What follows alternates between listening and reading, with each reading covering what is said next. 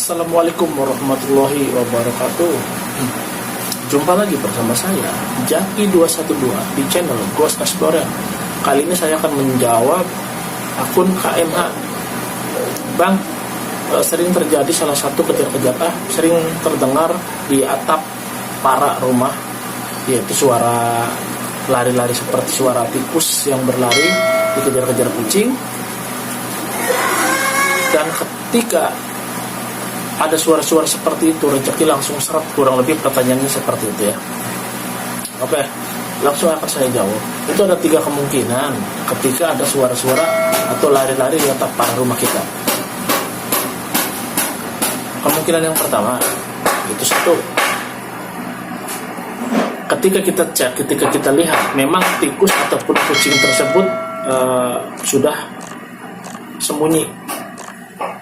Kemungkinan yang kedua, teman-teman, ini ada tetangga yang lagi bikin kandang, jadi ada backsound yang tok itu, mohon maaf. Oke, saya lanjut. Kemungkinan yang kedua, itu terdapat salah satu jin muslim. Jin muslim itu biasanya tinggal di atap para rumah kita. Itu kemungkinan yang kedua. Itu kemungkinan yang ketiga, itu adalah salah satu gangguan atau kiriman, telur, sihir, guna-guna, atau santet. Terus cara menanganinya seperti apa? Cara menanganinya cukup kita mendekatkan diri kepada Tuhan.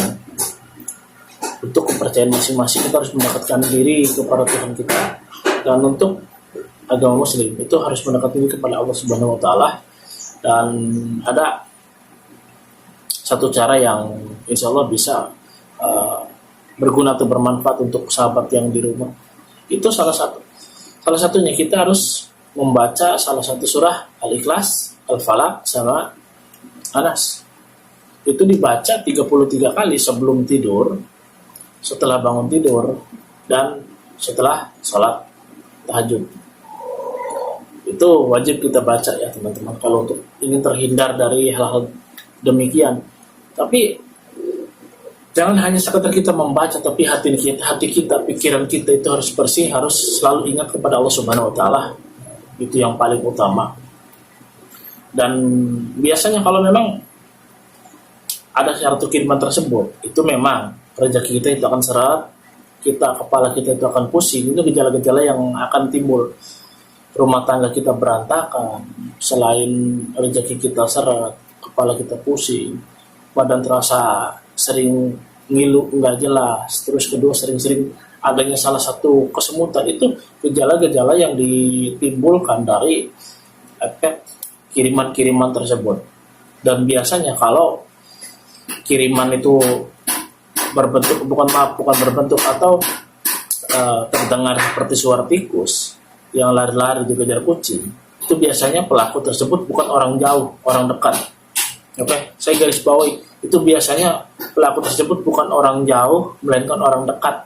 Yang disebut orang dekat tersebut yaitu orang yang kita kenal. Bisa jadi rekan bisnis kita, bisa jadi sahabat kita, bisa jadi mungkin mantan pacar kita, atau bisa jadi mungkin mantan suami atau mantan istri. Itu semuanya bisa saja terjadi. Allahu a'lam. Saya tidak menggiring opini kepada siapapun, tapi untuk apa dan siapapun, setidaknya kita harus mendekatkan diri kepada Allah Subhanahu wa taala. Itu yang paling utama poinnya. Kita harus mengingat kepada Allah Subhanahu wa taala. Nah, itu salah satu pertanda ketika kita tahu, maka kita harus melakukan. Dan untuk orang yang belum terkena, maka ini sangat wajib sekali untuk diamalkan di rumah. Ya, itulah salah satu ayatnya gampang sekali. Mungkin anak kecil juga bisa ya.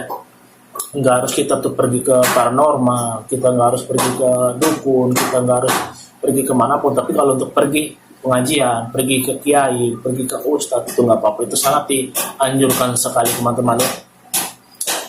Nah, untuk bagaimana kalau yang sudah terlanjur, bagaimana kalau yang sudah terlanjur terkena?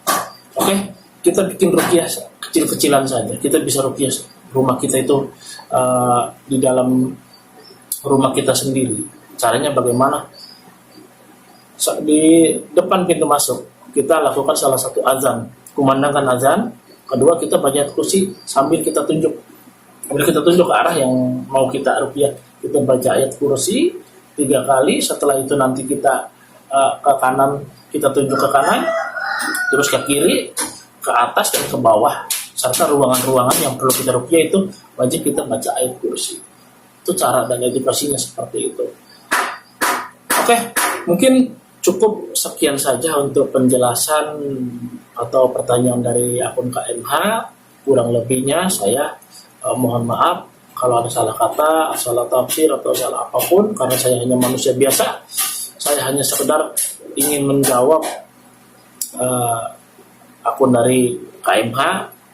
Untuk yang lebih tahu, untuk yang lebih paham, tolong tulis di kolom komen ya. Kita saling belajar. Mau komen pedas apapun nggak apa-apa. Jaki bakal terima. Itu untuk satu dengan Jaki juga. Aku wabillahi taufiq wal hidayah. Assalamualaikum warahmatullahi wabarakatuh. Jumpa lagi di episode berikutnya.